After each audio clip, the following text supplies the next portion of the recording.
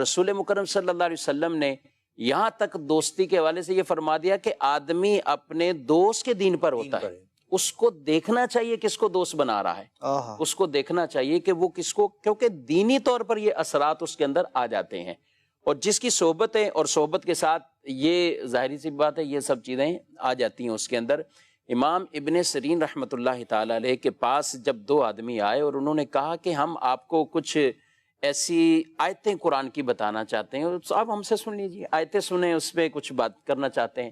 آپ نے فرمایا کہ میں تم سے بات نہیں کروں گا اور وہ قرآن کی آیتیں بھی نہیں سنوں گا۔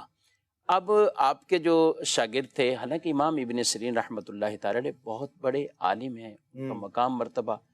وہ اصرار کرتے رہے، آپ نے ان کو کہا کہ نہیں تم چلے جاؤ۔ بالآخر آپ کے شاگردوں نے، ساتھیوں نے جو وہاں بیٹھے تھے مجلس میں، حضور وہ تو قرآن کی بات کر رہے تھے، تو قرآن کی بات سننے میں کیا مسئلہ تھا، قرآن تو آپ وہ سن بھی لیتے تو ان پر ایسا اثر معاملہ نہیں ہونا تھا، کیونکہ خود بہت بڑے عالم تھے، لیکن انہوں نے ایک ایسی بات کی، فرمایا کہ ان دو کا تعلق ان سے ہے کہ جن کے عقائد خراب ہو چکے ہیں، اور یہ قرآن کے نام لے کر بھی کچھ ایسی بات میری طرف وہ بڑھائیں کہ جو دل کے اندر گھر کر جائے اور پھر آدمی کے ایمان کے لیے خطرہ پیدا ہو جائے، یعنی یہ ہم سب کی تعلیم کے لیے، تو بالخصوص یہ والی جو دوستی۔ اور پھر نبی پاک صلی اللہ تعالی علیہ وآلہ وسلم نے ایک اور حدیث پاک میں جو یہ بات ارشاد فرمائی ہے کہ تم صرف متقی کے ساتھ ہی دوستی کرو، اور قرآن بھی یہی کہتا ہے دوست بعض سے قیامت کے دن دشمن ہو جائیں گے، گرچہ گہرے دوست تھے، سب کچھ تھا، لیکن وہ دشمن بن جائیں گے، لیکن کن کی دوستی فائدہ مند ہے؟ متقین کی دوستی فائدہ مند۔ فرمایا ان کی دوستی تمہیں قیامت کے دن بھی فائدہ مند ہوگی، اور وہ حدیث پاک ہے، رسول اللہ صلی اللہ علیہ وآلہ وسلم نے ارشاد فرمایا کہ قیامت کے دن کچھ اللہ کی بارگاہ میں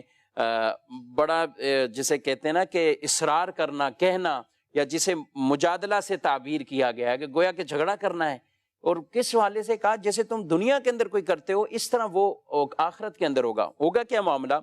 وہ اللہ کی بارگاہ میں یہ کہیں گے کہ یا اللہ کچھ مومن ایسے تھے اور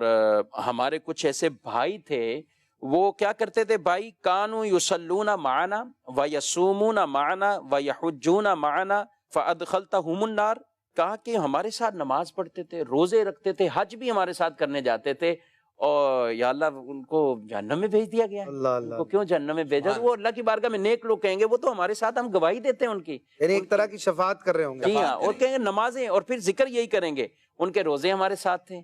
ان کی نمازیں ہمارے ساتھ ہیں، ان کی حج کا معاملہ ہمارے ساتھ ہیں۔ تو پھر اللہ ان سے کیا ارشاد فرمائے گا؟ اذهبوا فاخرجوا، کہ تم جاؤ اور ان کو نکالو۔ کن کو نکالو؟ من عرفتہم منہم، کہ جو تم پہچان جاؤ تو ان کو لے کے آؤ، کون سے ایسے لوگ ہیں، اور کہ وہ جائیں گے اور پھر وہ کیا کریں گے؟ فیعرفونہم بصورہم، ان کی صورتوں سے ان کو پہچانیں گے، یہ ہیں یہ ہیں یہ ہیں، ان کو نکال کے لائیں گے۔